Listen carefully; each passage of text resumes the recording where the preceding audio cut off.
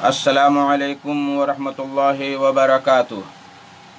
अल्हम्दुलिल्लाहि रब्बिल आलमीन वस्सलातु वस्सलामु अला अशरफिल अंबिया वल मुरसलीन नबियना मुहम्मदिन व अला आलिहि व सहबिहि अजमईन व मन तबिअहुम बि इहसानिन इला यौमिद्दीन, अम्मा बाद। मेरे दोस्तों, बुज़ुर्गों, इस्लामी भाइयों और बहनों, सामीन व सामियात किराम, सदाए हक़ सुनने वाले साथियों, आज 28 ज़िक़ादा 1442 हिजरी, 10 जुलाई 2021 ईस्वी, 26 गते आषाढ़ 2078 बिक्रमी, शनिचर का दिन, मैं मोहम्मद मुस्तकीम मदनी आप लोगों की खिदमत में सदाए हक़ का सवाल व जवाब का लाइव प्रोग्राम लेकर हाजिर हो गया हूँ।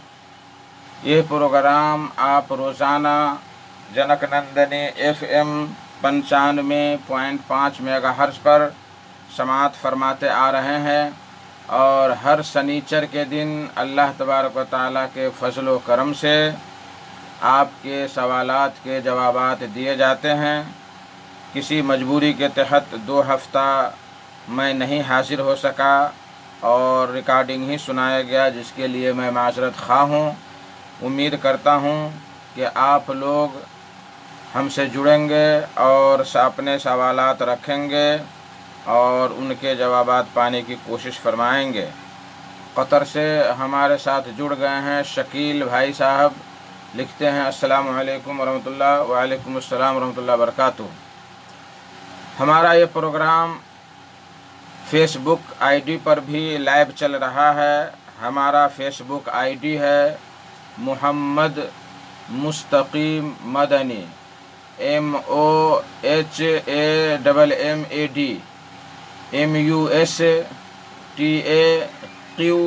MUSTAQEEM Madani MADANI।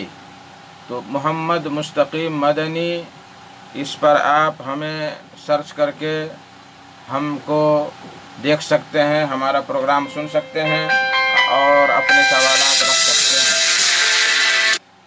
मेरे भाइयों, दोस्तों, बुज़ुर्गों, हमसे कई भाई जुड़े हैं, वसैदुर्रहमान साहब भी जुड़े हैं और मैं चाहता हूँ कि जो भाई भी जुड़ें वो लिख दें कि हम फ़लाँ जगह से हम हैं, तो ये और ख़ुशी की बात होती है। नेपाल से हमारा नंबर है हमारे श्रोता को जुड़ने के लिए 041 590 239 041 590 239। इस पर आप सवालात कर सकते हैं और अपने जवाबात पा सकते हैं। और अगर विदेश से हमारे पास सवालात करना चाहते हैं तो 0097741590 239 इस पर आप जुड़ सकते हैं और अपने सवालात पेश कर सकते हैं। और अगर चाहते हैं तो फेसबुक पर हिंदी या उर्दू में लिख करके अपने सवालात रख सकते हैं। मेरे भाइयों, दोस्तों, बुज़ुर्गों, ये ज़िक़ादा के आखिरी अय्याम चल रहे हैं और बहुत जल्द हम पे ज़िलहिज्जा के अय्याम आने वाले हैं, जो बहुत ही बाबरकत और बहुत ही इज़्ज़त वाले 10 दिन हैं। उन 10 दिनों की बहुत ज़्यादा फजीलत हदीसों में आई हुई है। तो हदीसों में बहुत ज़्यादा उसकी फजीलतें आई हुई हैं। अल्लाह के नबी सल्लल्लाहु अलैहि वसल्लम ने फरमाया कि कोई भी अमल अल्लाह के नज़दीक इन 10 दिनों में किए गए अमल से ज़्यादा बेहतर नहीं है। कोई भी नेक अमल इन 10 दिनों में किए गए नेक अमल से ज़्यादा बेहतर नहीं है। तो इन दिनों में हमें ज़्यादा और सदका व खैरात, रोज़ा वग़ैरह हमें रखना चाहिए। 1 तारीख़ से लेकर 9 तारीख़ तक हम रोज़ा रख सकते हैं और बेहतरीन अंदाज से हम इसका सवाब अल्लाह तबारक व तआला के पास पाएंगे इंशाअल्लाह तबारक व तआला। तो मैं ये कहने जा रहा हूँ, लग रहा है कि रेडियो में लाइन कट गई है, लेकिन हम फेसबुक चालू रखेंगे इंशाअल्लाह तबारक व तआला। यही सब मुसीबत है, परेशानी है कि कभी ये होता है, कभी वो होता है, कभी कुछ हुआ, कभी कुछ हुआ। तो ये सारी परेशानियाँ लाहिक ही रहती हैं यहाँ नेपाल के अंदर। और चूँकि 2-2, 3-3 मोबाइल से घर ही में बैठ करके प्रोग्राम चलाते हैं, इसलिए कभी नेटवर्क का प्रॉब्लम, कभी किस चीज़ का प्रॉब्लम, कभी किस चीज़ का, तो ये परेशानी बढ़ जाती है। तो इसलिए मेरे भाइयों दोस्तों, दीन का काम है, हमें करना है, चाहे जिस सूरत से भी हो, जिस परेशानी से भी हो। अल्लाह तबारक व तआला हर परेशानी में हमारे लिए आसानी पैदा करेगा। हमसे जुड़े हैं और भाई लोग, मोहम्मद सग़ीर आलम साहब, अस्सलामु अलैकुम, क्या हाल है शेख साहब? वालेकुम अस्सलाम रहमतुल्लाहि व बरकातुहू। सग़ीर भाई दुबई से बोल रहे हैं। दुबई से भी जलालुद्दीन साहब ने सवाल किया था कि इन 10 दिनों में हम क्या क्या करेंगे। तो सबसे पहली बात यह है कि चाँद उगने से पहले पहले, आज 28 है, कल 29 होगा, या आज 29 है, कल 30, इस तरह से है। अब देखिए क्या होता है। तो चाँद उगने से पहले, चाँद नज़र आने से पहले चाहिए लोगों को कि अपने बाल नाखून वग़ैरह काट लें। और ये उस शख्स के लिए है कि जो कुर्बानी का इरादा रखता है। हर शख्स के लिए नहीं है, ये उस शख्स के लिए है जो कुर्बानी का इरादा रखता है। अगर घर में मिसाल के तौर पर हम गार्जियन हैं और हम कुर्बानी करना चाहते हैं, तो सिर्फ हमारे लिए है कि हम जो है नाखून बाल वग़ैरह से इन 10 दिनों में रुक जाएं, और जब तक कुर्बानी न हो जाए उस वक्त तक हम बाल नाखून न काटें। तो ये उन लोगों के लिए है जो कुर्बानी का इरादा रखते हैं। और जो लोग कुर्बानी का, जैसे हमारे घर में और भी लोग हैं, तो वो लोग अपना बाल नाखून वग़ैरह काट सकते हैं, इसमें कोई मुश्किल की बात नहीं है। रहमतुल्लाह आलियावी साहब भी हमसे जुड़े हैं, माशाअल्लाह तबारकल्लाह। तो ये लोग, अब हम गुजारिश करते हैं कि आप लोग सवालात करें ताकि हम उनके जवाबात दे सकें। नहीं तो हमारे पास व्हाट्सएप से कई सवालात आए हुए हैं, तो मैं उनकी तरफ तवज्जो डालूँगा। मेरे भाइयों दोस्तों, इन 10 दिनों की अहले इल्म फरमाते हैं कि 1 रुपया किसी ने इन 10 दिनों में दान दिया, सदका दिया, और वही 1 रुपया और दूसरे दिनों में भी दान दिया, तो अफजल कौन सा होगा? इन 10 दिनों में दान किया हुआ 1 रुपया वो ज़्यादा अफजल होगा दूसरे दिनों से। यहाँ तक कहते हैं कि रमज़ान में भी दिया हुआ दान इससे बेहतर और अफजल नहीं है। लेकिन लोगों में हल्ला और मशहूर है कि रमज़ान में ज़्यादा से ज़्यादा दान करना चाहिए, अच्छी बात है। लेकिन इन 10 दिनों की जो फजीलत है, उसकी फजीलत हद से ज़्यादा है। जो लोगों से ओझल है ये बात, लोगों को ये बात मालूम बहुत कम है। बहरहाल आज के कुछ सवालात मैं तैयार किया हूँ आप लोगों के लिए। तो देखता हूँ इधर क्या यूनिक से, अब ये कौन भाई है पता नहीं। अस्सलाम वालेकुम। वालेकुम अस्सलाम व बरकातुहू। मैं रिजवान कटैया, अच्छा रिजवान कटैया से है। मेरा सवाल है कि अब्बा का इंतकाल हो चुका है, तो उनके नाम पे कुर्बानी कर सकते हैं कि नहीं? इंशाअल्लाह इसका जवाब मुफस्सल आएगा हमारे इसमें प्रोग्राम में है ये सवाल का जवाब। तो आप सुनते रहें लास्ट तक, आपके गोश गुजार इंशाअल्लाह तबारक व तआला इस सवाल का जवाब मैं देने की कोशिश करूँगा। मुफस्सल जवाब है जो दूंगा इंशाअल्लाह तबारक व तआला। पहला सवाल, या मैं दे ही देता हूँ इस सवाल का जवाब जो रिजवान साहब ने सवाल किया है कि क्या मुर्दा की जानिब से कुर्बानी कर सकते कि नहीं कर सकते। और ये बहुत ज़्यादा इस पर सवालात आते रहते हैं और बहुत इसके जवाबात भी बहुत ज़्यादा दिए गए हैं। तो मैं चाहता हूं कि सबसे पहले इसी को बयान कर दूं। तो लीजिए समाअत फरमाएं, क्या फौत शुदा वालिदैन की तरफ से कुर्बानी कर सकते हैं? जवाबन अर्ज़ है कि असल तो यही है کہ قربانی زندہ لوگوں کے حق میں مشروع ہے، قربانی کرنا یہ زندہ لوگوں کی طرف سے ہے، جیسا کہ نبی کریم صلی اللہ علیہ وسلم اور صحابہ کرام رضی اللہ تعالیٰ عنہم اجمعین اپنی اور اپنے اہل و عیال کی طرف سے قربانی کیا کرتے تھے۔ اور کچھ لوگ جہالت کی وجہ سے گمان کرتے ہیں کہ قربانی صرف جو ہے مردہ لوگوں کی طرف سے ہے، یہ صحیح بات نہیں ہے۔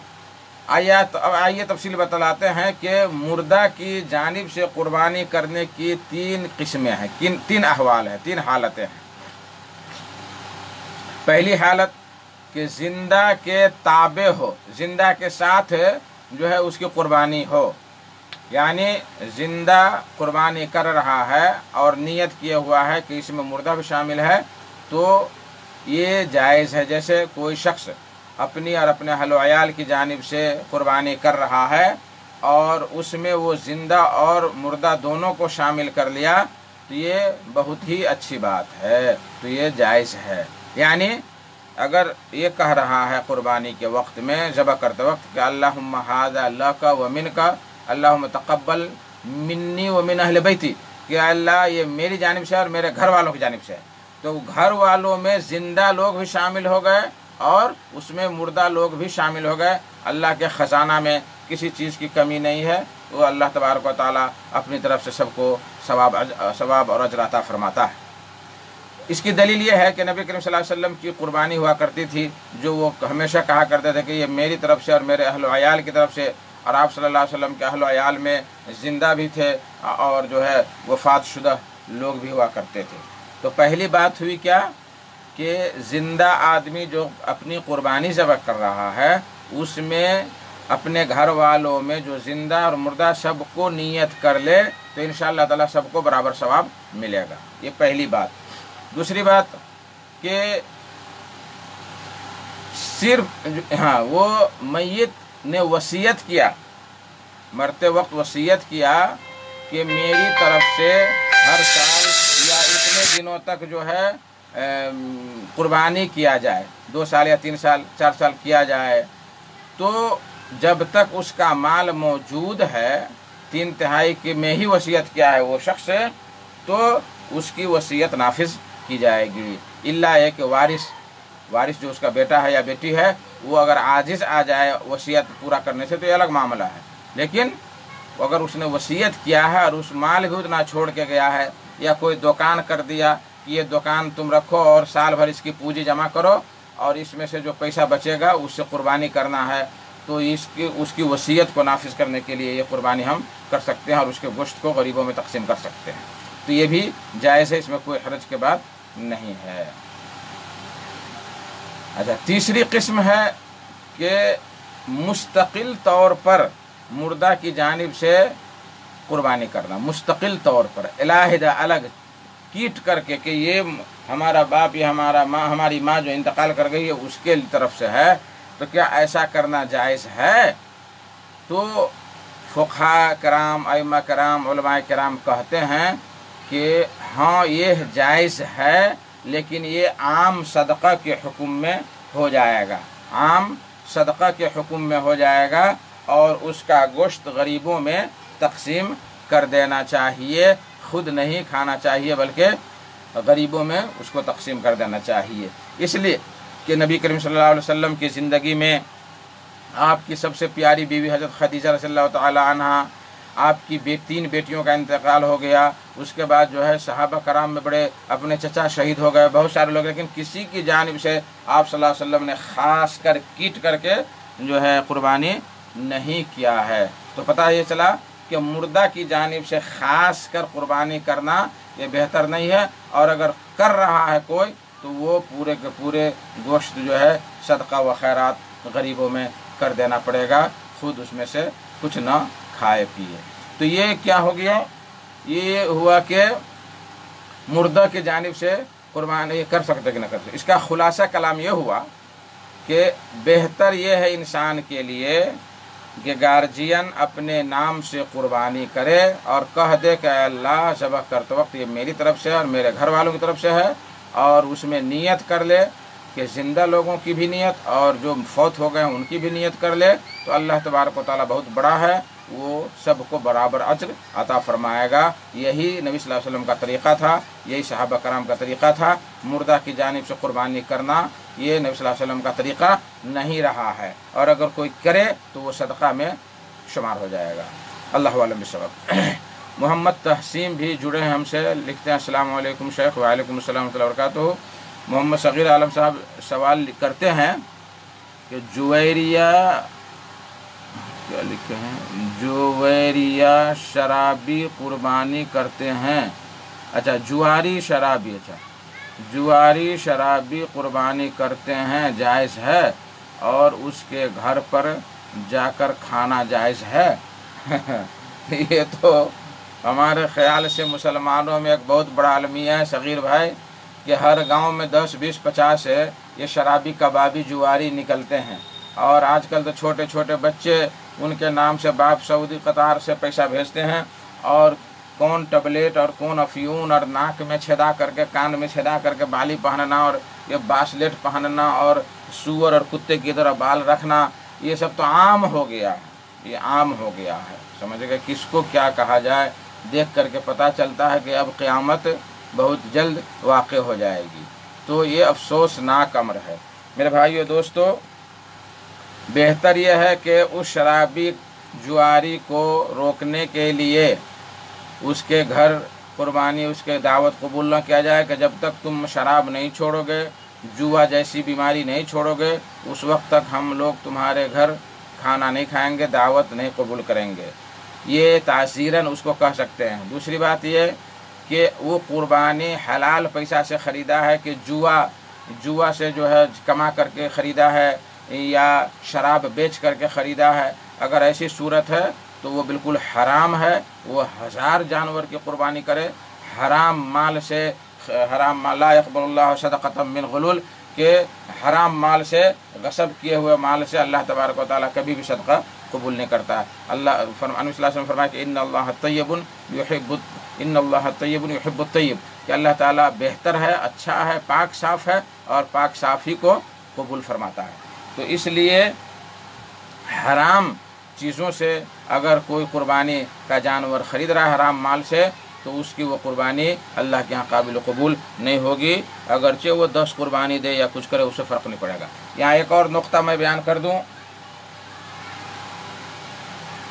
کہ بہت سارے لوگ، گھر کے لوگ کرتے کیا ہیں، جانور خریدنے کے بعد اس کو چھوڑ دیا، اس کے کھیت میں جا رہا ہے، اس کا ارہر چڑھ رہا ہے، اس کا دھان چر رہا ہے، وہ اس کا مسور چر رہا ہے، جب پکڑ لیا تو بھائی یہ قربانی کا جانور ہے، قربانی کا جانور یہ تمہارا ہے کہ سب کا ہے؟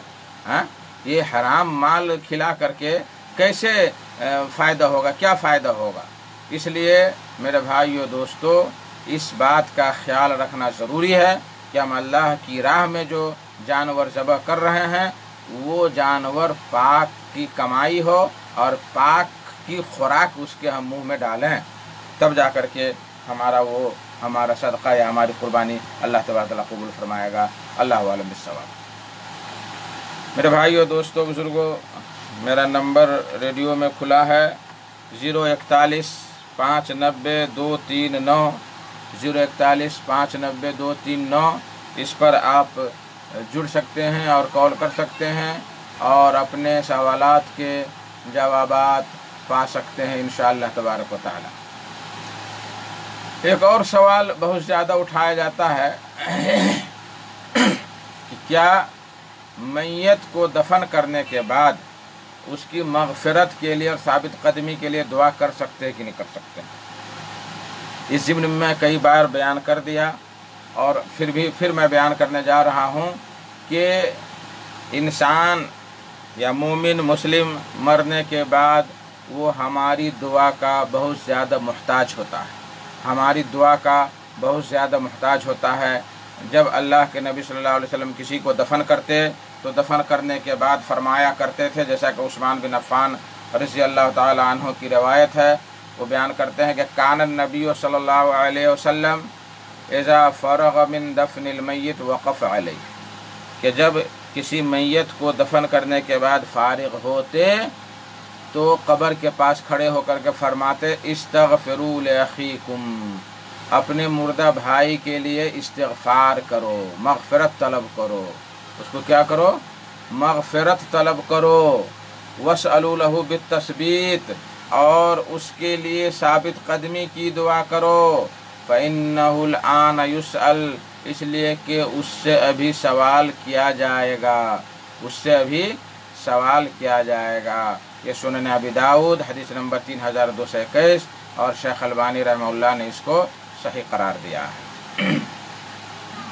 इस हदीस से मालूम हुआ कि हमें दफन करने के बाद मुर्दा के लिए दुआ करनी चाहिए, और ये दुआ सहाबा कराम से भी साबित है, इसलिए कि उस वक्त हमारे लिए बहुत ज़्यादा मुहताजी हो जाती है, और जो भाई इंतकाल करते हैं वो हमारी दुआ के बहुत मुहताज होते हैं। इसी तरीके से गालिबन हज़रत अमर बिन आस रज़ियल्लाहु ताला अन्हु जब इंतकाल किए तो वो अपने बेटे को वसीयत किए कि मुझे दफन करने के बाद मेरी कब्र के पास उतनी देर तक खड़े रहना जब तक एक ऊँट ज़बह करके गोश्त बांट नहीं दिया जाता है, उतनी देर तक तुम खड़े रहना ताकि हम तुमसे उनसियत हासिल कर सकें। तो इससे भी पता चलता है कि हमारे दुआ के वो लोग मोहताज होते हैं और हमें दुआ करनी चाहिए। और ज़ियारत के वक्त भी अल्लाह के नबी सल्लल्लाहु अलैहि वसल्लम ने हमें वही दुआ सिखलाई है कि हम जब भी कब्र की ज़ियारत करें तो हम मुर्दों के लिए हम दुआ करें।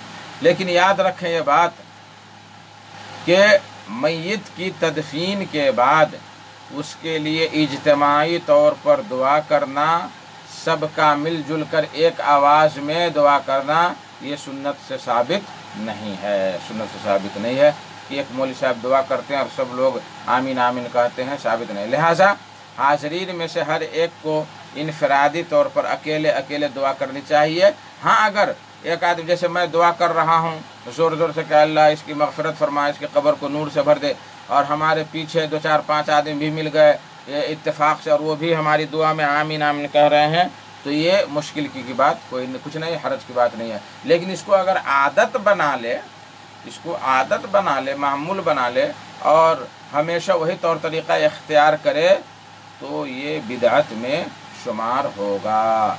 अच्छा, इस मौका पर जो चाहे हाथ उठाकर दुआ कर सकता है, जो चाहे हाथ गिरा करके दुआ कर सकता है, किसी भी तरह से, लेकिन उसकी मग़फ़िरत के लिए हम दुआ करें और करना चाहिए।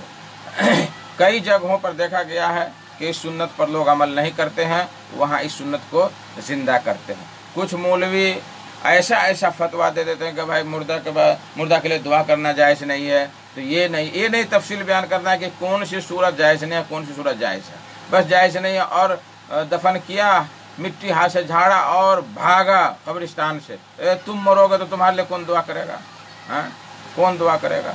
इसलिए बेला तहक़ीक़, बेला जो है मसला जाने हुए, बेला उलमा किराम रहमतुल्लाह की तरजीहात और अक़वाल को जाने हुए और फतवा दे देना, ये बहुत बड़ी जसारत की बात है। और आजकल बहुत सारे गाँव में ऐसा हो रहा है, ये धड़ल्ले से ये काम हो रहा है, ये सब हो रहा है। इसलिए मेरे भाइयों दोस्तों, हमें जल्दबाजी में फतवा नहीं देना चाहिए, बल्कि हमें तहक़ीक़ कर लेनी चाहिए, उसके बाद ही हमें फतवा देना चाहिए। और जो हमने बयान किया वही शेख इब्न उसैमीन और शेख इब्न बाज़ रहमहुल्लाह का भी फतवा है, और ये ज़्यादा बेहतर है। अल्लाह आलम बिस्सवाब। मेरे भाइयों दोस्तों, फेसबुक पर भी भाई लोग सवालात नहीं कर रहे हैं और रेडियो भी खामोश है, वहाँ से भी कॉल नहीं आ रहा है, और गर्मी भी बहुत ज़्यादा है। बहुत बड़ी परेशानी की बात हो जाएगी, क्या किया जाए। अला कुल्ले हाल, मैं चाहता हूं कि कुछ जो सवालात आए हुए हैं वो मैं जवाबात दे दूं। एक सवाल है कि आदमी अगर गुनाह से तौबा करना चाहे तो वो कैसे तौबा करे? गुनाह में हो गया जैसे ज़ना है, चोरी है, चुगलखोरी है। आजकल तो लोग चुगलखोरी को गुनाह ही नहीं समझते हैं, चौक पर बैठ गया, चाय पी रहा है। आजकल जितने भी होटल हैं 99% बल्कि 100% कह दिया जाए, ये 100% होटल जो हैं वो चुगलखोरियों का सेंटर है। एक दूसरे की बुराई बयान करना, एक दूसरे की गीबत करना, एक दूसरों की इज्जत उछालना, ये एक आदत सी बन गई है होटलों में, चौक चौराहों पर। अल्लाह महफूज रखे। इसीलिए मेरे भाइयों दोस्तों, जितना बड़ा गुनाह चुगलखोरों का है, सुनने वाले को भी गुनाह होगा। इसलिए कि अगर सुनने वाला कोई ना हो तो वो थोड़े चुगलखोरी करेगा। शैतान को तो सुनने सुनाने में ही मज़ा आता है। नाच, अगर नटुआ नाच करे और कोई देखने ही वाला ना हो तो अकेले नाच करके क्या फ़ायदा है। तो इसलिए चुगलखोरी को तो आज लोग जैसे कि कहते हैं ना कि नाक से नेटा निकला और फेंक दिया, साफ कर लिया, वो उससे भी हल्का गुनाह लोग समझने लगे हैं। लेकिन ये चुगलखोरी, गीबत, ये बहुत बड़ा गुनाह है, कबीरा गुनाह है, कबीरा गुनाह है, बहुत बड़ा गुनाह है, जिसको आज लोग आसान समझ लें। और हमारे मौलवियों के अंदर भी गीबत, चुगलखोरी कूट कूट कर भरी। वो उस मौलवी की शिकायत, वो उस मौलवी की शिकायत, वो उसके खिलाफ लिखना, वो उसके खिलाफ लिखना, और ये भूल जाते हैं कि तुम्हारा ये कलम, तुम्हारी ये ज़ुबान, तुम्हारी ये तहरीर क़यामत के दिन तुम्हारे दामन पर ये दामन गिर होगी और दामन पकड़ के कहेगी कि क्यों तुमने फ़लाँ के ख़िलाफ़, फ़लाँ के बारे में सब लिखा। मेरे भाइयों दोस्तों, इसलिए हमें इन सारी चीज़, अगर इन सारे गुनाहों से अगर कोई तौबा करना चाहे तो कैसे करे? तो अगर किसी ऐसे गुनाह से तौबा कर रहा है जिसका ताल्लुक़ अल्लाह ताला के हुकूक़ से है, तो उसकी 3 शर्तें हैं। पहली शर्त ये कि गुनाह पर नादिम व शर्मिंदा हो, जो गुनाह कर रहा है नादिम शर्मिंदा हो। दूसरी शर्त है कि जो गुनाह कर रहा है उसको छोड़ दे, गुनाह से बाज आ जाए, गुनाह से बाज आ जाए। ये नहीं कि गुनाह भी कर रहा है, तौबा भी कर रहा है, गुनाह भी कर रहा है, तौबा भी कर रहा है, नहीं, गुनाह से बाज आ जाए। तीसरी शर्त यह है कि मुस्तकबल में इस गुनाह के न करने का अज़्म करे, ठोस इरादा करे कि हम ये गुनाह नहीं अब करेंगे। चौथी शर्त उलमा किराम ने बयान किया है कि खालिस अल्लाह के लिए तौबा करे, किसी को दिखाने के लिए नहीं, किसी को दिखावा के लिए नहीं, बल्कि सिर्फ अल्लाह तबारक व तआला के लिए तौबा करे, इखलास के साथ तौबा करे। और अगर उस गुनाह का ताल्लुक़ हुकूकुल इबाद से है, बंदों के हुकूक से है, तो उलमा किराम फरमाते हैं कि उन तीनों शर्तों के साथ एक चौथी शर्त है, वो ये है कि साहिब हक़ को माल लौटा दिया जाए या उनसे माफ़ी तलब किया जाए, माल लौटा दिया जाए या उससे माफ़ी मांग ले। अब आप कहेंगे कि हम माल कैसे लौटाएंगे? चोरी किए हुए या बेईमानी किए हुए या गसब किए हुए, ज़माना बीत गया, मालिक कहाँ गया, नहीं गया, मर गया, क्या हुआ, नहीं हुआ, तो कैसे क्या करेंगे? तो इसके बारे में थोड़ी तफसील ये है कि अगर उस हक़ का ताल्लुक़ माल से हो और उसके मालिक को जानता भी हो, तो उसे उसके मालिक तक पहुंचाना ज़रूरी है, उसे उसके मालिक तक पहुंचाना ज़रूरी है। लेकिन ये ज़रूरी नहीं कि उसे ख़बर किया जाए, उस आदमी को जिसका माल चोरी कर लिया उसको ख़बर किया जाए कि मैं आपका ये माल चुरा लिया था इसलिए वापस कर रहा हूँ, ये माल मैं बेईमानी कर लिया था इसलिए वापस कर रहा हूँ। ऐसा करना कोई ज़रूरी नहीं है, बल्कि अगर आप चाहते हैं तो लिफाफा में वो पैसा रख दें और उसकी गाड़ी में रख दें, या वो ऑफिस में है कहीं काम कर रहा है उसके ऑफिस में रख दें, या कोई ऐसी जगह रख दें जहाँ से वो हासिल कर ले, या किसी के मार्फत भिजवा दें, अपना नाम न भी जाहिर करेंगे तो भी हो जाएगा। उसका माल उस साहिब माल तक पहुँचना चाहिए, वहाँ तक पहुँचना चाहिए। और अगर मालिक को न जानता हो, और अगर मालिक को न जानता हो तो या वो माल या वो मालिक चला गया, पता नहीं कहाँ है, नहीं है, कैसे हम वहाँ तक माल पहुँचाएंगे? तो वह माल उस आदमी की तरफ से सदका कर दे, वह माल उस आदमी की तरफ से क्या करे?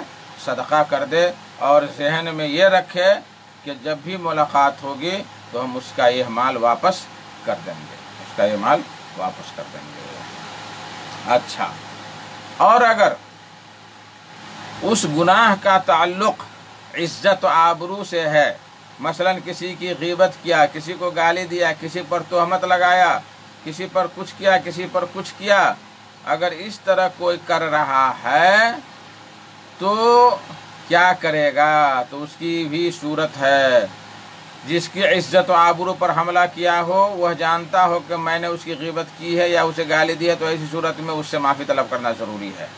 یعنی اگر ہم جانتے ہیں کہ فلاں آدمی نے ہماری غیبت کی ہے اور وہ آدمی اگر اس سے توبہ کر رہا ہے تو وہ آ کر کے ہمارے پاس معافی طلب کرے کہ اللہ کے لیے مجھے معاف کر دیجئے، میں نے غیبت کیا تھا، میں نے چغل خوری کی تھی، میں نے یہ کیا تھا وہ کیا تھا، اس لیے جو ہے اس سے ہم کو آپ معاف کر دیں، معاف کر دیں۔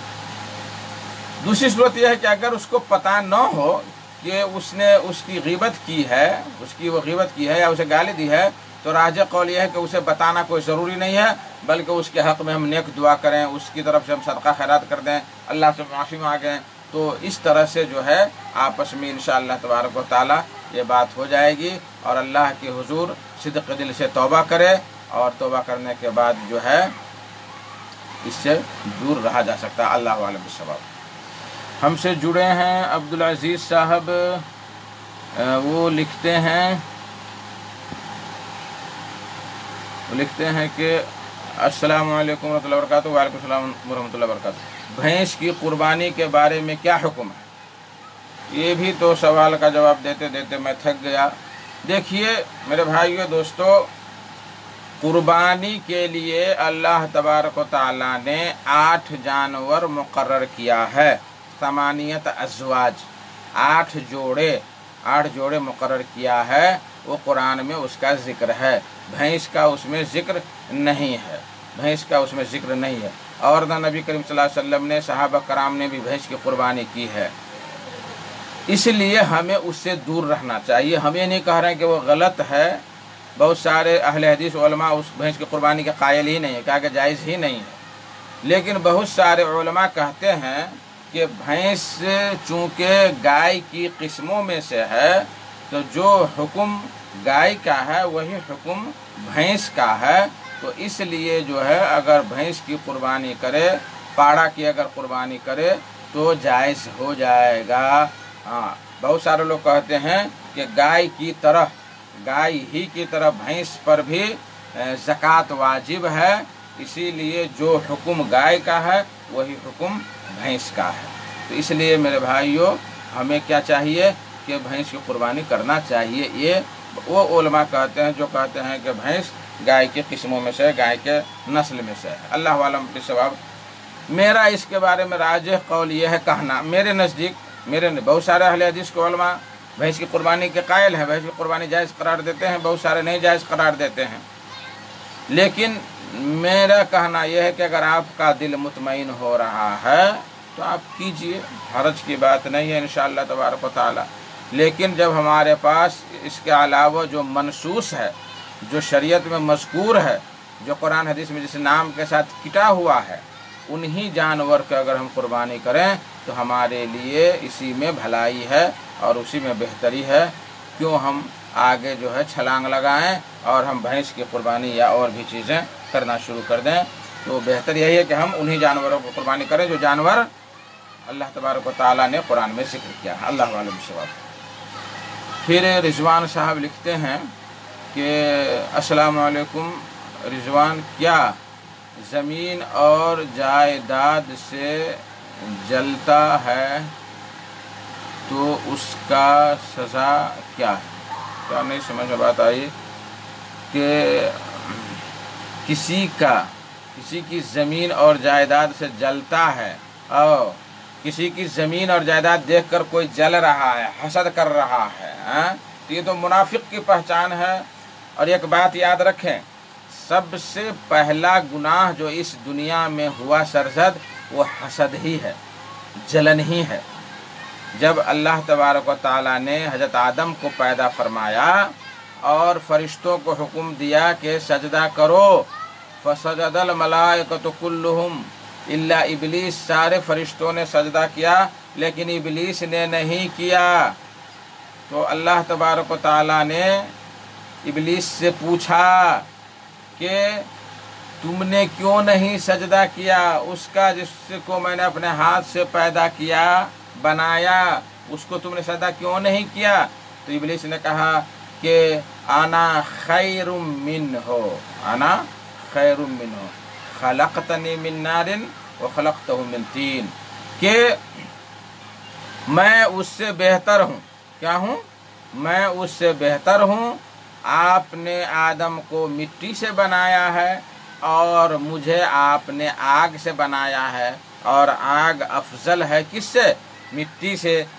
इसीलिए मैं उसका सजदा। यहाँ हसद, जलन, अल्लाह ने जो इज्जत बख्शी हज़रत आदम अलैहिस्सलाम को, वो इज्जत रास नहीं आई इब्लीस को, और अल्लाह के हुक्म को मुकर गया। वो तो देखा कि किसका हुक्म दे रहा सजदा करने, आदम के सजदा का हुक्म दिया, लेकिन ये नहीं वो देखा कि हुक्म देने वाला कौन है, हुक्म देने वाला कौन है, वो ये नहीं देखा। इसीलिए वो दरबार से भाग गया, हटा दिया, निकाल दिया गया। और वो तकब्बुर, हसद ही की दूसरी किस्म में, उसी के ज़िम्न में तकब्बुर आ जाता है। तकब्बुर किया, हसद किया हज़रत आदम अलैहिस्सलाम से, और वो ज़्यादा दरबार हुआ। तो जो लोग दूसरों के माल जायदाद देखकर हसद करते हैं, जलन करते हैं, तो इसकी, अगर वो ये चाह रहा है कि उसकी दौलत ख़त्म हो जाए, उसका माल ख़त्म हो जाए, तो वो शख्स गोया कि अल्लाह पर एतराज़ कर रहा है कि अल्लाह तूने उसको क्यों दिया, क्यों अता किया, हमें क्यों नहीं दिया। ये अल्लाह पर एतराज़, हसद करने वाला, जलन करने वाला, ये अल्लाह पर एतराज़ कर रहा है, और बहुत बड़ा गुनाह हसद। कहते हैं कि हसद नेकियों को उसी तरह खा लेता है जिस तरह आग लकड़ी को खा लेती है, जिस तरह आग लकड़ी को खा लेती है। हाँ, तो मेरे भाइयों दोस्तों, हसद करने वाला ये कभी भी कामयाब नहीं होता है, और वो जलील ही होता है, हमेशा जलील ही इस दुनिया में रहेगा और आखिरत में भी जलील रहेगा। हमारे नबी करीम सल्लल्लाहु अलैहि वसल्लम से भी अब्दुल्लाह बिन उबई इब्न सलूल जो रईसुल मुनाफिकीन था, उन्हें हसद किया, और हसद करके वो दुनिया में भी जलील हुआ और आखिरत में भी, तो जिल्लत उसके लिए मुक़द्दर है ही। तो इसलिए मेरे भाइयों दोस्तों, किसी की दौलत, किसी का माल देख करके हसद नहीं करना चाहिए। इसीलिए एक छोटी सी बात मैं बोल दूं कि गाड़ियों पर नीचे लिखा रहता है पीछे कि जलो मत, संघर्ष करो, जलो मत, संघर्ष करो। किसी की दौलत देखकर जलो नहीं, तुम भी कोशिश करो, तुमको भी अल्लाह अता करेगा। अल्लाह के खजाने में किस चीज़ की कमी है, तो तुम भी कोशिश करो। अल्लाह तबारक व तआला जो है अता करने वाला है, देने वाला है। हमसे जुड़े हैं नूरुद्दीन साहब। उसके बाद जो है अब्दुल अजीज साहब फिर सवाल करते हैं कि क्या किसी गैर मुस्लिम नेता की मौत के बाद उसकी तस्वीर सामने रखकर हाथ जोड़कर मुस्लिम लोगों को फूल चढ़ाना कैसा? ये बिल्कुल हराम है, ये बिल्कुल हराम है, ये किसी भी सूरत से जायज़ नहीं है। इसी तरीके से दोनों हाथ जोड़कर किसी को सलाम करना, चाहे गैर को चाहे अपने किसी को, ये भी जायज़ नहीं है, ये खालिस हिंदुआना रस्म है। इसलिए इन चीज़ों से परहेज़ करना चाहिए। किसी पर फूल चढ़ाना ये हमारा इस्लाम इजाज़त नहीं देता है। उस नेता का एहतराम और इज़्ज़त एक अलग चीज़ है, लेकिन हमें हाथ जोड़कर और उसके जो है फ़ोटो पर या उसकी कब्र पर जो है फूल चढ़ाना, ये हमारे लिए क़तअन जायज़ नहीं है। जो लोग सस्ती शोहरत के लिए या एक दो वोट के लिए अपनी आखिरत और अपनी दुनिया बर्बाद, अपनी आखिरत बर्बाद करना चाहते हैं, वो लोग ऐसा करते हैं, नेतागिरी में जो है आगे बढ़ते हैं और अल्लाह उसके रसूल के अहकाम को भूल जाते हैं, और भूल करके ये सारी मुसीबतें हमारे सामने आती है। इसलिए मेरे भाइयों, किसी मुर्दा के ऊपर फूल चढ़ाना और कुछ भी करना, ये किसी भी सूरत से जायज़ नहीं है। तो गैर मुस्लिम के लिए, मुस्लिम मुर्दा है उसके लिए भी, उसके ऊपर भी फूल चढ़ाना जायज़ नहीं है। इसलिए कि ये फूल फाल चढ़ाना ये हमारे इस्लाम का शेवा नहीं है। उस पर चादर चढ़ाना ये हमारा इस्लाम का तौर तरीक़ा नहीं है, ये गैरों का तौर तरीक़ा है। इसलिए अल्लाह के नबी सल्लल्लाहु अलैहि वसल्लम ने फरमाया कि मन तशब्बह बिक़ौमिन फ़हुव मिनहुम, जिसने किसी कौम की मुशाबहत इख्तियार की वो उसी में से हो जाता है।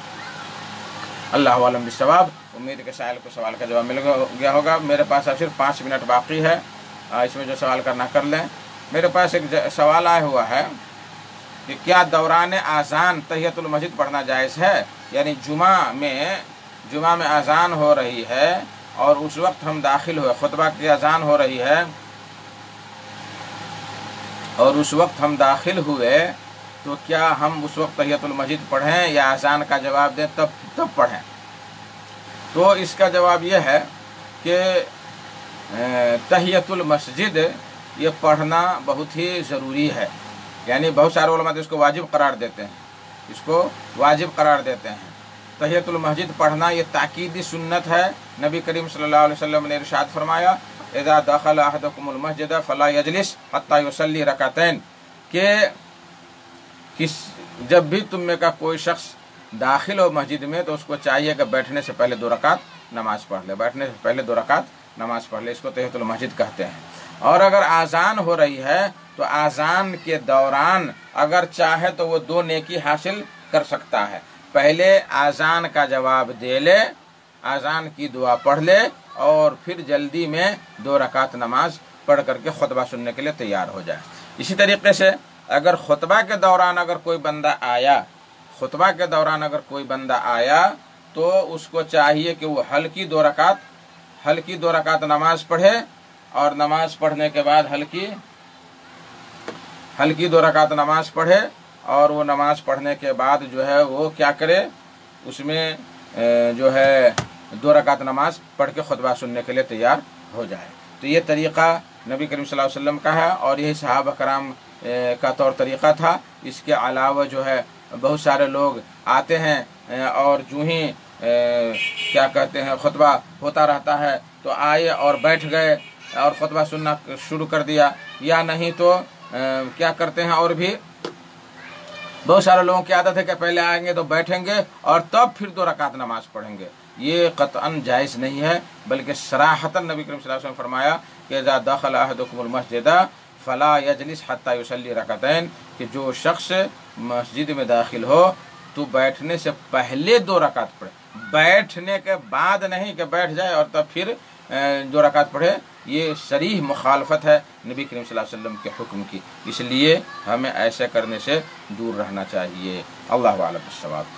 ایک اور سوال کا جواب دے کر میں چاہتا ہوں کہ آپ سے رخصت ہو جاؤں، اور بہت اور بھی سوالات ہیں اور مجھے امید ہے کہ آپ لوگ، بلکہ سوال کا جواب نہ دے کر کے میں چاہتا ہوں کہ ایک عمومی بات آپ لوگوں کو بیان کر دوں، اور تاکہ یہ قربانی کا سمے آ رہا ہے میرے بھائیو دوستو، ہو سکتا ہے کہ کل چاند نکل جائے یا پرسوں چاند نکلے، تو ہمیں چاہیے کہ ہم کل ہی چاند نکلنے سے پہلے اپنے ناخن، زیر ناف کا بال، بغل کا بال اور اگر سر کا بال بڑا ہو تو جو بھی آپ اگر صفائی ستھرائی کرنا چاہتے ہیں تو آپ کر لیں، تو تاکہ بیچ میں کاٹنے کی ضرورت نہ پڑے۔